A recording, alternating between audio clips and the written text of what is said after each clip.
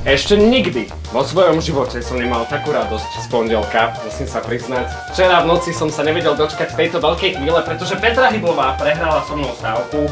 Petra vôbec nepozná vody slovenského hudobného showbiznisu, netrafila ani jedného víťaza ankety Slávik 2012 a to znamená, že bude teraz pikať. Petra má v rukách svoj héliový balónik. Petra, tvoj čas prichádza práve teraz. No dobre, tak idem to skúsiť.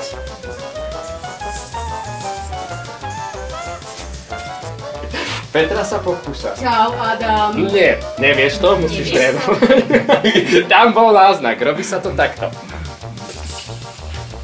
Petra, aby si vedela do budúcnosti, tak takto to má znieť, dobre?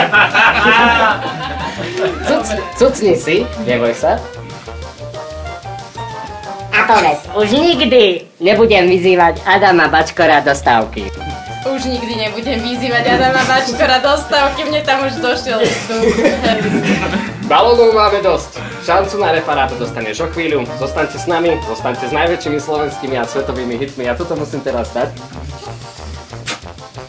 A my som to mohol premixovať a ohlásiť ďalší hit, ktorý si budeme hrať do 5. aj Zenit. Milujem héliové balóniky a Gotcha a Kimra, somebody that I used to know. Krásny deň!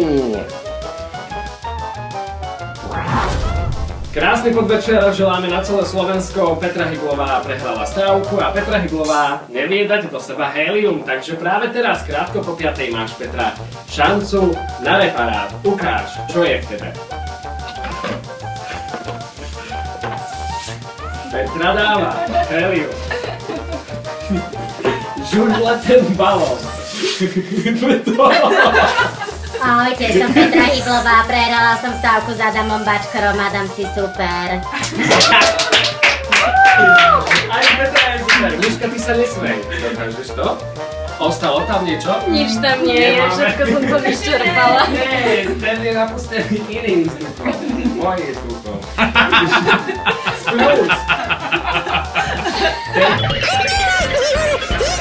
Wow!